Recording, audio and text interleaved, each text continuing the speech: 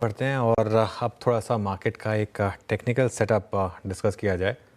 और ये पहले एक बार मार्केट का रुख करते हैं ज़रा। एक बार निफ्टी इस समय करीब करीब 15 पॉइंट नीचे और बैंक निफ्टी करीब करीब 3 पॉइंट नीचे। अब हमारे साथ कीडियोनॉमिक्स के फाउंडर सुशील केडिया जुड़े हैं, उनसे समझते हैं कि इस समय मार्केट में क्या ट्रेड लेना है। Sushil ji, good morning.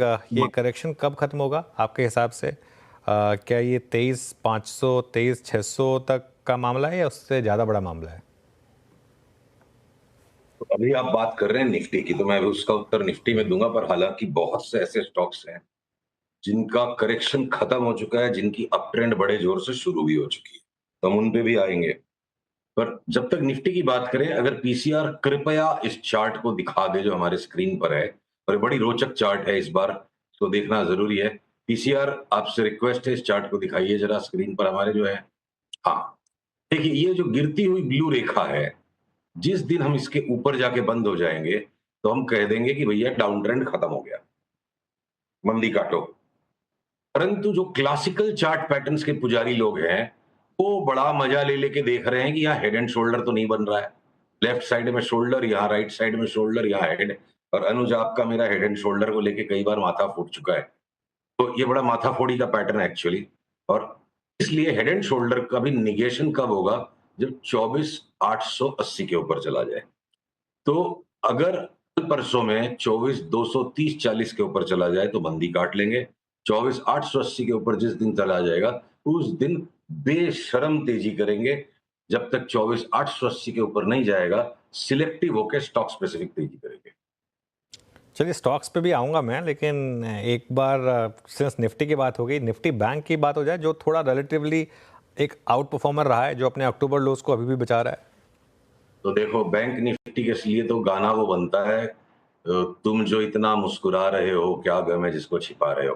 तो लास्ट वीक में जिस तरह की स्ट्रॉन्ग रैली इसने दिखा दी, एक फेक स्ट्रेंथ, और फिर ये डुगडुग हो गया। तो लॉन्गर रन में तो जो लार्ज बैंक्स की दुर्गति दिखती है चार्ट्स पे, लॉन्गर रन में, इन द शॉर्ट रन वो थोड़ा सा इठला रहे हैं।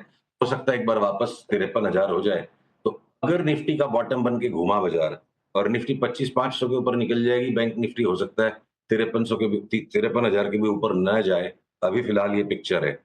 तो हर एक सेक्टर में अनुज, कुछ स्पेसिफिक ऐसे स्टॉक्स हैं जिनकी अभी भी बुरी तरह धुलाई होनी बाकी है, और हर एक सेक्टर में कुछ स्टॉक्स ऐसे हैं जिनमें अब लेके बहुत बड़ा पैसा बन सकता है।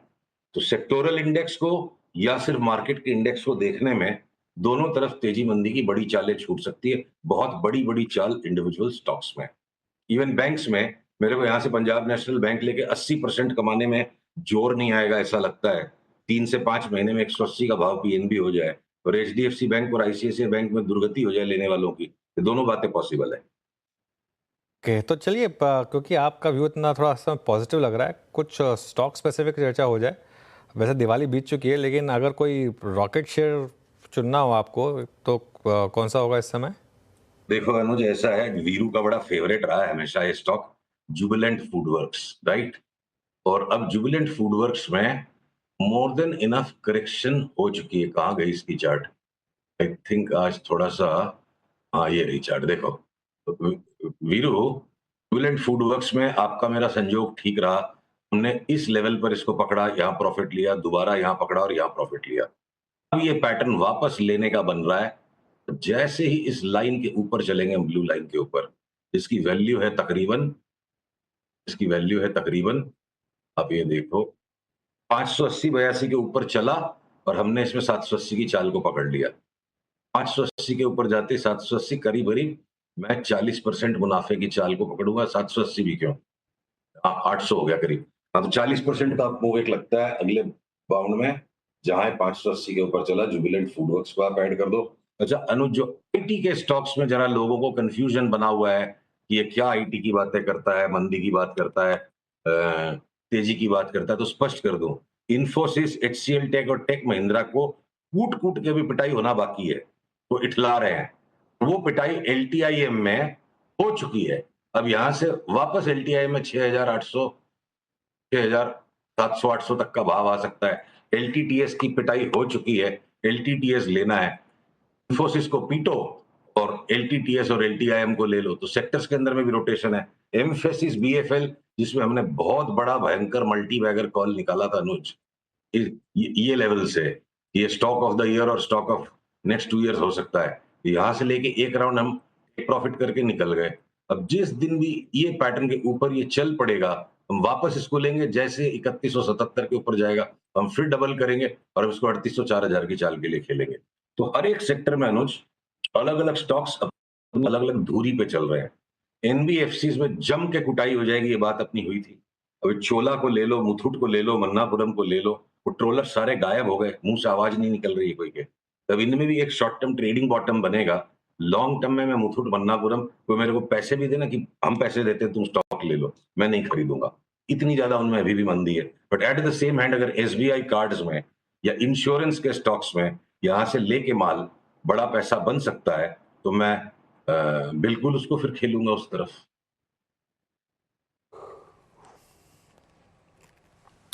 ओके अच्छा सुशील जी, एक स्पेस और जहां से जिसकी गिरावट के साथ ही इस पूरे बाजार का क्रैक शुरू हुआ, निफ्टी एफएमसीजी को देखिए, एफएमसीजी स्टॉक्स को देखिए। जब इनके क्वार्टरली अपडेट्स आए थे तभी से गिरावट शुरू हो गई थी। एफएमसीजी में जो प्राइस डैमेज हुआ उस पर आपका टेक, अभी भी यहाँ पे शॉर्टिंग के विकल्प अगर कोई है तो वो कौन से हैं? सर आपने लास्ट वीक थे नहीं, आप दिवाली की टाइम पे छुट्टी पे थे, तो आप शायद उस पॉइंट को मिस कर गए। उसके पहले वाले वीक में भी मैंने कहा था हिंदुस्तान लीवर मात्र एक स्टॉक है एफएमसीजी में जिसको मैं लेने से अभी भी परहेज करूंगा और कोई रैली आएगी तो उसको शॉर्ट करूंगा। बाकी एफएमसीजी की स्पेस में जो जी में आए ले लो वीरू, पैसा बने। सबकी चार्ट्स ऐसी हो गई। अब तो साथ में आपका जुबिलेंट फूड वर्क्स भी ऐड हो गया, तो चाहे आप उसमें एशियन पेंट्स को आप एफएमसीजी नहीं ले सकते हो, कंज्यूमर स्टोरी है। आप टाटा कंज्यूमर लो ना भाई, 30-35% का उछाल यहां से आएगा। सारे दिन निफ्टी के साथ ऑब्सेस्ड होके मतलब क्या है? 2 महीने 2.5 महीने के व्यू से टाटा कंज्यूमर ले लो, 3 महीने के व्यू से आप जुबिलेंट फूड वर्क्स ले लो। सिर्फ एक लीवर की चार्ट में मेरे को परहेज है, बाकी एफएमसीजी में जो ले लो पैसा बनेगा। ऐसे ऐसी सबकी चार्ट्स पोजिशन है। जो करेक्शन होना था हो गया। भले नेस्ले ब्रिटानिया में 15-17% से ज्यादा नहीं मिलेगा और वो स्टॉक्स वॉलेटाइल भी ज्यादा हैं, इसलिए हम उनको नहीं लेंगे। पर अगर कोई मेरी कॉलर पकड़ के बोले कि ये डिप्लोमेटिक बात अलाउड नहीं है, ब्रिटानिया नेस्ले भी बोलता हूँ, बोलूंगा लेके पैसा बनेगा, बेच के नहीं बनेगा। अच्छा, ये अर्निंग्स के बाद एलएनटी में एक मूव आया था सुशील जी। एलएनटी बड़ा अच्छा भागा लेकिन फिर वो भी कोलैप्स हो रहा है। अब आप देखिए एबीबी, सिमेंस, कमिंस, एलएनटी पर आपका टेक या फिर कैपिटल गुड्स पर आपका टेक? ये एलएनटी और कैपिटल गुड्स की दोनों की चार्ट्स थोड़ा अलग अलग बिहेव कर रही है। एलएनटी में हमने अपना अंदरूनी जो व्यू डिस्कस किया हुआ है वो मैं आपको पूरा हमारा expected path of movement plot बता दूं। मेरे को लगता है एलएनटी यहां तक जाके फिर वापस यहाँ आए, फिर यहाँ आए, इस तरह थोड़ा टाइम पास करे पूरे बाकी के साल भर। और ये बेस कंप्लीट होने के बाद 2025 में एलएनटी बड़ी तेजी दे। एलएनटी में बड़ी तेजी के लिए कभी 3 महीने आपको 2-3 महीने आपको थोड़ी उठापटक को झेलना पड़ सकता है।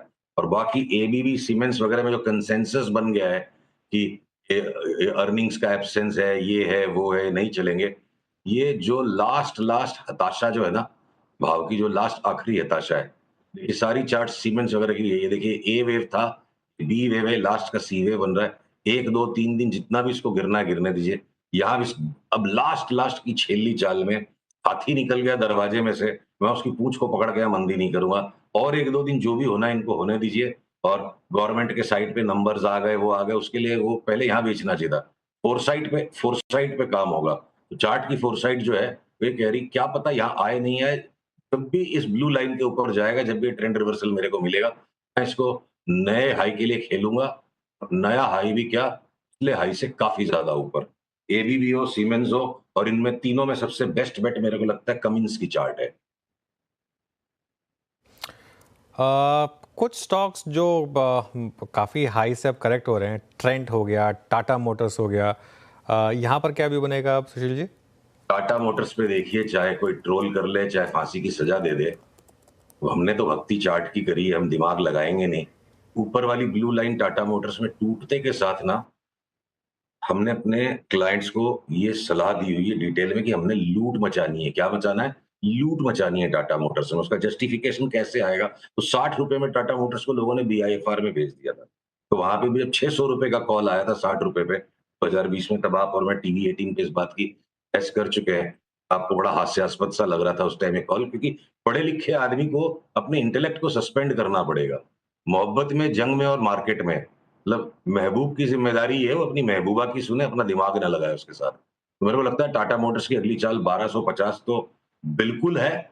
और अगर माहौल बन गया, ये थोड़ी सी ट्रोल्स को इनवाइट करने की, लेकिन थोड़ी चहल मचे इस पे, देखते हैं कितनी भर्त्सना होती है।